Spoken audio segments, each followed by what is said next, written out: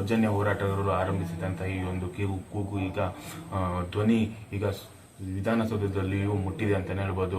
ಮಂಡ್ಯ ಶಾಸಕರಾದ ಶಿವರಾಮೇಗೌಡರು ಮತ್ತು ನರೇಂದ್ರ ಸ್ವಾಮಿ ಅವರು ಕೃಷ್ಣ ಬೈರೇಗೌಡ ಅವರಿಗೆ ಒಂದು ಸೂಚಿಸುತ್ತಾರೆ. ಇದೊಂದು ಅಕ್ರಮ ಮೈಕ್ರೋ ಫೈನಾನ್ಸ್ನಿಂದ ಬಹಳಷ್ಟು ಜನ ಮಹಿಳೆಯರು ತಮ್ಮ ಜೀವ ಕಳ್ಕೊಳ್ತಿದ್ದಾರೆ.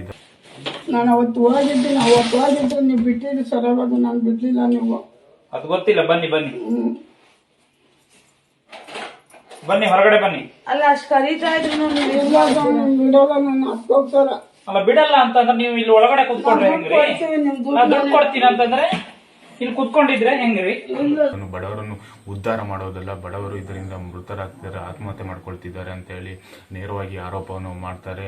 ಈ ಫೈನಾನ್ಸ್ ಅವಶ್ಯಕತೆ ಇಲ್ಲ, ಬಡವರನ್ನ ಮತ್ತೆ ಬಡವರ ಇದಕ್ಕೆ ತಳ್ಳುವಂತ ಫೈನಾನ್ಸರ್ಸ್ ಅವರೆಲ್ಲ ಅವರು ಬಡವರನ್ನ ಉದ್ಧಾರ ಮಾಡಕ್ ಬಂದವರಲ್ಲ. ಅವರು ಸದನದಲ್ಲಿ ಧ್ವನಿ ಎತ್ತಾರೆ ಅಂತ ಹೇಳ್ಬೋದು ಶಿವರಾಮೇಗೌಡರು ಮತ್ತು ನರೇಂದ್ರ ಸ್ವಾಮಿ ಅವರು ಅಂತ ಹೇಳ್ಬೋದು. ಇದನ್ನು ಗಮನಿಸಿದಂತಹ ಕೃಷ್ಣ ಬೈರೇಗೌಡ ಅವರು ಇದ್ರ ಬಗ್ಗೆ ಒಂದು ಕಾನೂನು ತರಬೇಕು, ತಿದ್ದುಪಡಿ ಮಾಡ್ತೀನಿ ಅಂತ ಹೇಳಿ ವಿಧಾನಸೌಧದಲ್ಲಿ ಸ್ಪೀಕರ್ ಖಾದರ್ ಅವರ ಮುಂದೆ ಹೇಳ್ತಾರೆ ಅಂತ ಹೇಳ್ಬೋದು. ಇದಕ್ಕೆ ಈ ಶೋಷಣೆಯನ್ನ ತಡೆಗಟ್ಟೋದಕ್ಕೆ ತತ್ಸಂಬಂಧವಾದಂತ ಕಾನೂನಿಗೆ ಸರಿಯಾದಂತ ಬಲಪಡಿಸುವಂತ ತಿದ್ದುಪಡಿ ತರಲಿಕ್ಕೆ ನಾನು ಇವತ್ತೇ ಅವರಿಗೆ ಪ್ರಸ್ತಾವನೆ ತಯಾರು ಮಾಡಲಿಕ್ಕೆ ಸೂಚನೆಯನ್ನ ಕೊಡ್ತೇನೆ. ಮೂಲ ಕಾರಣನೇ ಸೌಜನ್ಯ ಹೋರಾಟಗಾರರು ಧ್ವನಿ ಎತ್ತಿದ್ರಿಂದ ಅಂತಾನೆ ಹೇಳ್ಬೋದು. ಈ ಸೌಜನ್ಯ ಹೋರಾಟಗಾರರಿಂದ ಜನಜಾಗೃತಿ ಮೂಡ್ತಾ ಇದೆ ಅಂತಾನೆ ಹೇಳ್ಬೋದು. ಎಲ್ಲಾ ಕಡೆ ಕೂಡ ಜನಜಾಗೃತಿ ಮೂಡ್ತಾ ಇದೆ. SKDRDP ಅಕ್ರಮ ಬಡ್ಡಿ ದಂಧೆ ವಿರುದ್ಧ ಎಲ್ಲಾ ಕಡೆ ಕೂಡ ಕಂಪ್ಲೇಂಟ್ಗಳು ದಾಖಲಾಗ್ತಿದೆ ಅಂತಾನೆ ಹೇಳ್ಬೋದು.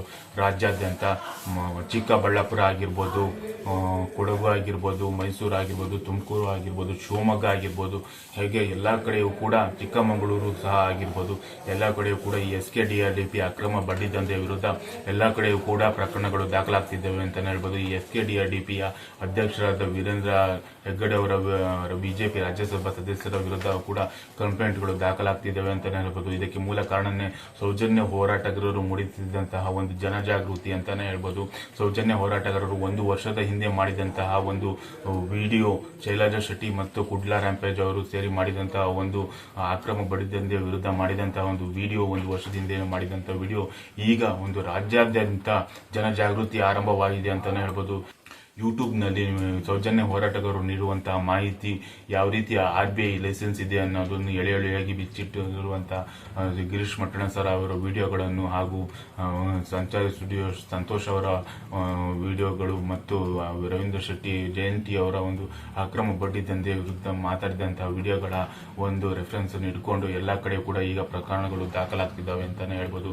ಜನರೇ ಪ್ರಶ್ನೆ ಮಾಡ್ತಾ ಇದ್ದಾರೆ, ಯಾವ ರೀತಿ RBI ಲೈಸೆನ್ಸ್ ಇದೆ, ಯಾವ ರೀತಿ ಒಂದು PRK ಬಾಂಡ್ ತೋರಿಸಿ ಅಂತ ಹೇಳಿ ವಸೂಲಿ ಬಂದಂತಹ ಕಾರ್ಯಕರ್ತರಿಗೆ ಪ್ರಶ್ನೆಗಳನ್ನು ಹಾಕ್ತಾ ಇದ್ದಾರೆ ಅಂತಾನೆ ಹೇಳ್ಬೋದು. ಈ ಮಂಡ್ಯ ಜಿಲ್ಲೆಯಲ್ಲಿಯೂ ಕೂಡ ಒಂದು ಮಹಿಳೆ ಆತ್ಮಹತ್ಯೆ ಮಾಡಿಕೊಂಡಿದ್ರು. ಇದೇ ರೀತಿ ಒಂದು ಕಿರುಕುಳ ನೀಡಿ ನಂತರ ಅವರ ವಿರುದ್ಧ SKDRDP ಅಧ್ಯಕ್ಷರ ವಿರುದ್ಧ ಕೂಡ ಕಂಪ್ಲೇಂಟ್ ದಾಖಲಾಗಿತ್ತು. ಇದೇ ರೀತಿ ಕೂಡ ರಾಜ್ಯಾದ್ಯಂತ ಈಗ ಮತ್ತೆ ಕಂಪ್ಲೇಂಟ್ಗಳು ಕೂಡ ದಾಖಲಾಗ್ತಿದ್ದಾವೆ ಅಂತಾನೆ ಹೇಳ್ಬೋದು. ಈ ದಕ್ಷಿಣ ಕನ್ನಡ ಮತ್ತು ಉಡುಪಿ ಭಾಗದಲ್ಲಿ ಇದ್ದಂತಹ ಒಂದು ಸೌಜನ್ಯ ಹೋರಾಟ ಈಗ ಧರ್ಮಸ್ಥಳ ಸಂಘದ ವಿರುದ್ಧ ಈ ಧ್ವನಿ ಎತ್ತಿ ಈಗ ಎಲ್ಲಾ ಕಡೆ ಕೂಡ ರಾಜ್ಯಾದ್ಯಂತ ಸೌಜನ್ಯ ಹೋರಾಟ ವಿಸ್ತಾರವಾಗಿದೆ ಅಂತಾನೆ ಹೇಳ್ಬೋದು. ಎಲ್ಲರೂ ಕೂಡ ಒಂದು ಪ್ರಶ್ನೆ ಮಾಡ್ತಾ ಇದ್ದಾರೆ ಅಂತಾನೆ ಹೇಳ್ಬೋದು. ಸಾಲ ಕಟ್ಟಕ್ಕಾಗದೆ, ಬಡ್ಡಿ ಕಟ್ಟಕ್ಕಾಗದೆ ಇರುವಂತಹ ಜನಗಳು ಈಗ ಪ್ರಶ್ನೆ ಮಾಡ್ತಾ ಇದ್ದಾರೆ ಮತ್ತೊಮ್ಮೆ ಅಂತಾನೆ ಹೇಳ್ಬೋದು. ಎಲ್ಲರೂ ಕೂಡ ಒಂದು RBI ಲೈಸೆನ್ಸ್ ತೋರಿಸಿ ಅಂತ ಕೇಳ್ತಾ ಇದ್ದಾರೆ.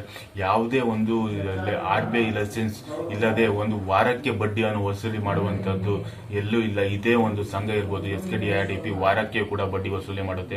18% ಅಷ್ಟು ಕೂಡ ವಸೂಲಿ ಮಾಡೋದು, 14% ಅಷ್ಟು ವಸೂಲಿ ಮಾಡೋದು. ಮತ್ತೆ ನಿರ್ಮಲಾ ಸೀತಾರಾಮನ್ ಅವರ ಕಸಿ ಒಂದು ಜನರಿಗೆ ಒಂದು ಎದುರಿಸುವ ಒಂದು ಕೆಲಸವನ್ನು ಕೂಡ ಮಾಡುತ್ತದೆ ಎಂಬ ಒಂದು ಪ್ರಶ್ನೆಯೂ ಕೂಡ ಮೂಡ್ತದೆ. ಯಾಕಂತ ಹೇಳಿದ್ರೆ ಇದುವರೆಗೂ ಕೂಡ ನಿರ್ಮಲಾ ಸೀತಾರಾಮನ್ ಅವರು ಯಾವತ್ತೂ ಕೂಡ ಆ ಧರ್ಮಸ್ಥಳ ಸಂಘದಿಂದ ಮೃತಪಟ್ಟಂತಹ ಒಂದು ಕಿರುಕುಳಕ್ಕೆ ಮೃತಪಟ್ಟಂತಹ ಮಹಿಳೆಯರಿಗೆ ಪರಿಹಾರ ನೀಡುವುದಾಗಲಿ, ಅವರ ಬಗ್ಗೆ ಒಂದು ಮಾತಾಡೋದಾಗಲಿ ಮಾಡಿಲ್ಲ. ಕೇವಲ ತಮ್ಮ ರಾಜ್ಯಸಭಾ ಸದಸ್ಯರಿಗೆ ಒಂದು ಇಮೇಜ್ ಕೊಡೋಕ್ಕೋಸ್ಕರನೇ ಈ ನಿರ್ಮಲಾ ಸೀತಾರಾಮನ್ ಅವರು ಬರ್ತಾರೆ ಎಂಬ ಒಂದು ಪ್ರಶ್ನೆ ಮೂಡ್ತದೆ ಅಂತಾನೆ ಹೇಳ್ಬೋದು. ಈ ಬಿಜೆಪಿ ರಾಜ್ಯಸಭಾ ಸದಸ್ಯರು ಅಂತ ಹೇಳ್ಬೋದು. ಈ ಕಾಂಗ್ರೆಸ್ ಪಕ್ಷವು ಕೂಡ ಅಷ್ಟೇ ಅದೇ ಒಂದು ಸೌಜನ್ಯ ಪ್ರಕರಣವನ್ನು ಮರುತನಿಖೆ ಮಾಡಿ ಅಂತ ಹೇಳಿದ್ರೆ ಗೃಹ ಸಚಿವರಾದಂತಹ ಡಾಕ್ಟರ್ ಜಿ ಪರಮೇಶ್ವರ್ ಅವರು ಮಾಡೋದಿಲ್ಲ, ಇದು ಮುಗಿದು ಹೋದ ಅಧ್ಯಾಯ ಅಂತಾನೆ ಹೇಳ್ತಾರೆ. ಆದ್ರೆ ಈಗ ಸರ್ಕಾರಕ್ಕೆ ಒಂದು ನೋಟಿಸ್ ಅನ್ನು ಕೂಡ ಕಳಿಸಿದೆ ಅಂತಾನೆ ಹೇಳ್ಬೋದು. ಹೈಕೋರ್ಟ್ ಕೂಡಲೇ ಅಕ್ವಿಟಲ್ ಕಮಿಟಿಯನ್ನು ರಚನೆ ಮಾಡಿ ಸೌಜನ್ಯ ಪ್ರಕರಣದಲ್ಲಿ ಸಾಕ್ಷಿ ನಾಶ ಮಾಡಿದ ಅಧಿಕಾರಿಗಳ ವಿರುದ್ಧ ಕ್ರಮ ಕೈಗೊಳ್ಳಿ ಅಂತ ಹೇಳಿ ಸರ್ಕಾರಕ್ಕೆ ಕೂಡ ಒಂದು ನೋಟಿಸ್ ಅನ್ನು ಕೂಡ ಹೈಕೋರ್ಟ್ ಕೊಟ್ಟಿದೆ ಅಂತಾನೆ ಹೇಳ್ಬೋದು.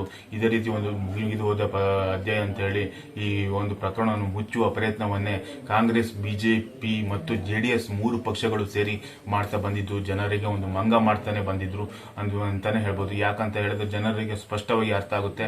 ಎಲ್ಲರೂ ಹೋಗಿ ಅಲ್ಲಿ ಇರುವ ಒಂದು ದಣಿಯಗಳ ಧರ್ಮೋದ್ಯಮಿಗೆ ಕಾಲಿಗೆ ಬಿದ್ದು ಫೋಟೋಗಳನ್ನು ತೆಗೆದುಕೊಂಡು ಸೋಷಿಯಲ್ ಮೀಡಿಯಾಗಳಲ್ಲಿ ಅಪ್ಲೋಡ್ ಮಾಡೋದು ಬಿಟ್ಟು ಯಾವುದೇ ಒಂದು ಮರುತನಿಖೆ ಮಾಡೋದಿಲ್ಲ ಅಂತಾನೆ ಹೇಳ್ಬೋದು. ಧೋರಣೆ ಜನರ ಸಾಮಾನ್ಯರಿಗೆ ಅರ್ಥವಾಗ್ತಿದೆ ಅಂತಾನೆ ಹೇಳ್ಬೋದು.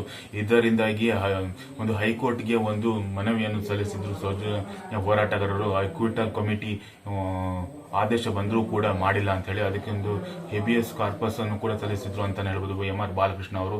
ನಂತರ ಇದು ಸರ್ಕಾರಕ್ಕೆ ಬಂದಾಗ ಅದೊಂದು ಕಂಟೆಂಪ್ಟ್ ಆಗುತ್ತೆ, ಇದನ್ನು ತನಿಖೆ ನಡೆಸಿಲ್ಲ ಅಂತ ಹೇಳೋ ಕಾರಣಕ್ಕೆ ತನಿಖೆ ನಡೆಸಲು ಕೂಡ ಒಪ್ಪಿಕೊಂಡಿದ್ದಾರೆ ಅಂತಾನೆ ಹೇಳ್ಬೋದು. ಈ ಒಂದು ಸಾಕ್ಷಿನಾಶಿ ಮಾಡಿದಂತೆ ಯಾವ ಅಧಿಕಾರಿಗಳಿದ್ದಾರೋ ಅವರ ವಿರುದ್ಧ ಒಂದು ಕ್ರಮಗಳನ್ನು ಕೈಗೊಳ್ಳಬೇಕು ಅಂತಾನೆ ಹೇಳ್ತಾ ಇದ್ದಾರೆ. ಎಲ್ಲ ಸೌಜನ್ಯ ಹೋರಾಟಗಾರರು ಆಗ್ರಹಿಸುತ್ತಾರೆ ಅಂತಾನೆ ಹೇಳ್ಬೋದು.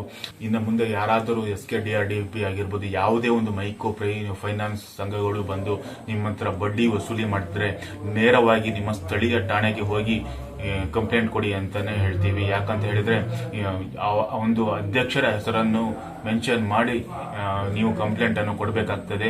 SKDRDP ಆಗಿರ್ಬೋದು, ಯಾವುದೇ ಮೈಕ್ರೋ ಫೈನಾನ್ಸ್ ವಿರುದ್ಧ ನೀವು ಕಂಪ್ಲೇಂಟ್ ಅನ್ನು ನಿಮ್ಮ ಸ್ಥಳೀಯ ಠಾಣೆಗಳಲ್ಲಿ ಹೋಗಿ ಕೊಡಿ. ಇದರ ಒಂದು ಕಾನೂನು ಸಲಹೆಯನ್ನು ಕೂಡ ಸೌಜನ್ಯ ಹೋರಾಟಗಾರರು ನೀಡ್ತಾ ಇದ್ದಾರೆ ಅಂತಾನೆ ಹೇಳ್ಬೋದು. ಈ ಸೌಜನ್ಯ ಹೋರಾಟಗಾರರಿಂದ ಜನಜಾಗೃತಿ ಮೂಡಿದೆ ಅಂತಾನೆ ಹೇಳ್ಬೋದು. ರಾಜ್ಯಾದ್ಯಂತ ಜನರು ಕೂಡ ಕಂಪ್ಲೇಂಟ್ ಅನ್ನು ಕೂಡ ಕೊಡ್ತಾ ಇದ್ದಾರೆ. ಚಿಕ್ಕಬಳ್ಳಾಪುರ ಆಗಿರ್ಬೋದು, ಮೈಸೂರು ಆಗಿರ್ಬೋದು, ಕೊಡಗು ಆಗಿರ್ಬೋದು, ಶಿವಮೊಗ್ಗ ಆಗಿರ್ಬೋದು, ಹಾಗೂ ಮಂಡ್ಯ ಆಗಿರ್ಬೋದು, ವಿಜಯಪುರ, ಕಲಬುರಗಿ ಮುಂತಾದ ಕಡೆಗಳಲ್ಲಿ ಕೂಡ ಎಲ್ಲಾ ಕಡೆಯೂ ಕೂಡ SKDRDP ಅಧ್ಯಕ್ಷರ ವಿರುದ್ಧ ಕ್ರಮಕ್ಕೆ ಕಂಪ್ಲೇಂಟ್ಗಳು ಆಗ್ತಿದ್ದಾವೆ. ಎಫ್ಐಆರ್ಗಳಿಗೂ ಕೂಡ ಮಾಡ್ತಾರೆ ಮುಂದಿನ ದಿನಗಳಲ್ಲಿ ಅಂತಾನೆ ಹೇಳ್ಬೋದು. ಇದರಿಂದ ಈ ಒಂದು ಬದಲಾವಣೆಗೆ ಮೂಲ ಕಾರಣನೇ ಸೌಜನ್ಯ ಶಕ್ತಿ ಅಂತಾನೆ ಹೇಳ್ಬೋದು. ಮೈಶೆಟ್ಟಿ ತಿಮರೋಡಿ ಅವರ ಒಂದು 12 ವರ್ಷದಿಂದ ಒಂದು ಹೋರಾಟದ ಒಂದು ಫಲ ಈಗ ಎಲ್ಲಾ ಕಡೆ ಕೂಡ ಜನಜಾಗೃತಿ ಮೂಡಿದೆ ಅಂತಾನೆ ಹೇಳ್ಬೋದು. ಎಲ್ಲರೂ ಕೂಡ ಯೂಟ್ಯೂಬ್ಗಳ ಮೂಲಕ, ಫೇಸ್ಬುಕ್ಗಳ ಮೂಲಕ ಜನರು ಜಾಗೃತರಾಗ್ತಾ ಇದ್ದಾರೆ. ಅಕ್ರಮ ಬಡ್ಡಿ ದಂಧೆಯ ವಿರುದ್ಧ ಪ್ರಶ್ನೆಗಳನ್ನು ಎತ್ತಾ ಇದ್ದಾರೆ. ಕಾರ್ಯಕರ್ತರು ಬಂದ್ರೆ ಅವರಿಗೆ ಪ್ರಶ್ನೆಗಳನ್ನು ಮಾಡ್ತಿದ್ದಾರೆ. RBI ಲೈಸೆನ್ಸ್ ತೋರಿಸಿ, PRK ಬಾಂಡ್ ತೋರಿಸಿ ಅಂತ ಹೇಳಿ, ಬ್ಯಾಂಕ್ ಸ್ಟೇಟ್ಮೆಂಟ್ ತೋರಿಸಿ ಅಂತ ಹೇಳಿ ಎಲ್ಲರೂ ಕೂಡ ಒಂದು ಪ್ರಶ್ನೆ ಮಾಡ್ತಾ ಇದ್ದಾರೆ. ವಿಧಾನಸೌಧದಲ್ಲಿಯೂ ಕೂಡ ಮಂತ್ರಿಗಳು ಕೂಡ ಒಂದು ಮೈಕ್ರೋ ಫೈನಾನ್ಸ್ ವಿರುದ್ಧ ಮಾತಾಡ್ತಾರೆ ಅಂತ ಹೇಳಿದ್ರೆ ಇದಕ್ಕೆ ಮೂಲ ಕಾರಣ ಸೌಜನ್ಯ ಹೋರಾಟಗಾರರು ಒಂದು ಜನಜಾಗೃತಿಯ ಒಂದು ಸಭೆಗಳು.